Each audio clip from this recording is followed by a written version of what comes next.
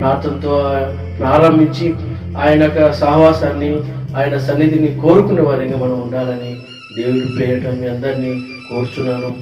ఈ రోజు నుంచి నీ కుటుంబం యేసయ్య కుటుంబంలో పిలువబడాలి, నీ పిల్లలు యేసయ్య పిల్లలుగా పిలువబడాలి. కానీ నువ్వు దానికి అంగీకరించి ఆ విధంగా ఈ లోకాన్ని విడిచిపెట్టి, ఈ లోక జీవితాన్ని, పాప జీవితాన్ని వదిలిపెట్టి దేవుని వైపు చూసుకొని దేవుని వైపు నడుచుకుంటూ ఆయన కోసం నిలబడతావా? ఈ లోకంలో ఉన్నంత వరకు నీవు ఆయన బిడ్డగానే ఉండాలి, నీ కుటుంబం ఆయన కుటుంబంలాగా, ఆయన కుటుంబం మాదిరిగా ఉండాలి అని దేవుడు ఆశపడుతుండు.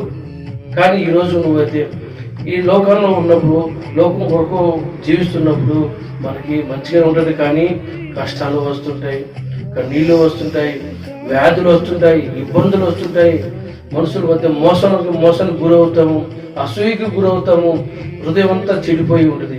హృదయంలో చెడిపోయి ఉంటే చీకటి అనుకుంటే హృదయం అంతా వెలుగైన యేసయ్య నీ హృదయంలో ఎలా రాగలడు? వెలుగైన యేసయ్య నేను ఎలా వెలిగించగలడు? ఒకసారి జ్ఞాపకం చేసుకోమని మిమ్మల్ని ప్రభు పేరిట కోరుతున్నాను. ప్రియమైన దేవుని బిడ్డలారా, మన బ్రతుకున్నంత వరకు యేసయ్య కొరకే బ్రతకాలి.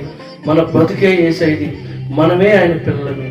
మన దగ్గర ఈ లోకాలు ఏమీ లేదు, ఉన్నదంతా దేవుడు మనల్ని విలువ పెట్టి కొనుక్కున్నాడు. ఆ కలవరి శిలువలో ఆ రక్తాన్ని కార్చి ఎర్రటి ఎండలో ఆయన ఆ శిలువలో ఆ గొల్గొతా కొండ మీద మరణించాడు కదా. నీకు జ్ఞాపకం లేదా? మర్చిపోయావా? లేదా లోకానుసారంలో తిరిగి దేవునికి దూరంగా పోతున్నావా? తప్పించుకోవాలని ప్రయత్నం చేస్తున్నావా? తప్పించుకోలేవు. ప్రియమైన దేవుని బిడ్డలారా, ఎన్నటికీ నువ్వు తప్పించుకోలేవు. దేవుడు చూస్తున్నాడు. నిన్ను స్వతంత్రంగా వదిలేశాడు ఈ భూమి మీద. నువ్వు ఈ మంచిని కోరుకుంటావా, చెడుని కోరుకుంటావా? మంచి మార్గం నడుస్తావా, చెడు మార్గం నడుస్తావా? నిర్ణయించుకోవాల్సింది నీవే కదా. దేవుని సన్నిధి కోరుకోవాలని నువ్వే కదా. ఎప్పుడైతే దేవునికి క్షమాపణ కోరి, అయ్యా నా జీవితం ఇది తెలియక చేశాను, అపవాదికి లోనైపోయాను, బానిసగా బ్రతికాను, నా కుటుంబం నీదయ్యా, నా పిల్లలు నీ పిల్లలయ్యా, ఈ కుటుంబం నీదయ్యా, ఈ కుటుంబంలో రాయేసయ్యా అని ఏనాడైనా అడిగావా? ఏనాడైనా దేవుని కోరుకున్నావా? ఏనాడైనా మోకరించి కన్నీటితో యేసయ్యతో మాట్లాడావా? లేదే. ఆయన ఆశీర్వదించబడాలి. కష్టాలు వస్తే దేవుడు మాకేం చేశాడు, నష్టాలు వస్తే దేవుడు మమ్మల్ని పట్టించుకోడు, అలా దేవుడు ఏ లేడని దేవుడిపై నిందలు వేస్తూ ఈ లోకంలో జీవిస్తున్నావే.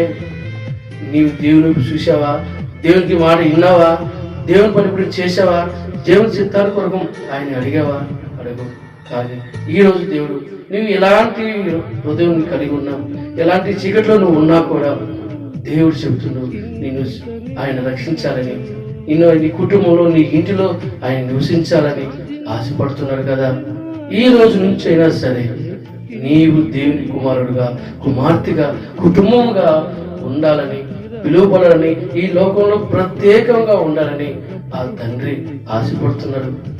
మరి నువ్వు సిద్ధంగా ఉన్నావా? ఆయన పిలుపును గైకొంటావా? ఆయన సన్నిధిని వెతుకుతావా? మోకరించి ఆయన్ని ప్రార్థించగలుగుతావా? ప్రియమైన దేవుని బిడ్డలారా, ఎవరైతే ఇంకా నిస్సహాయ స్థితిలో ఉన్నారో, కష్టాల్లో ఉన్నారో, వేదనతో నడుస్తున్నారు, వేదనకు గురి జీవితంలో ఈ లోకం నడుస్తున్నారు, మీకు ఈరోజు విడుదల పొందాలని నేను మనస్ఫూర్తిగా కోరుకుంటున్నాను. యేసయ్యలో మనం ఉండాలని, మీ కుటుంబం యేసయ్యలో నిలబడాలని నేను మీ యొక్క సహోదరుడుగా నేను కోరుకుంటున్నాను. అవును, యేసయ్య సిద్ధంగా ఉన్నాడు. మరి నువ్వు సిద్ధంగా ఉన్నావా? యేసయ్యకి నీ జీవితాన్ని అప్పగిస్తావా? యేసయ్య నీ కుటుంబంలో చోటిస్తావా? యేసయ్య చిత్తానికి నడిచే విధంగా ఆయనకి నీ జీవితాన్ని, నీ కుటుంబాన్ని అప్పగిస్తావా? నీవు ఈరోజు తీర్మానం చేసుకునే వాళ్ళైతే మీరు దేవుని ప్రార్థన చేసుకుని, దేవుని ఈ రోజు నుంచి దేవుని బిడ్డలుగా మీరు ఉండాలని ఆశపడుతుంటారు యేసయ్య.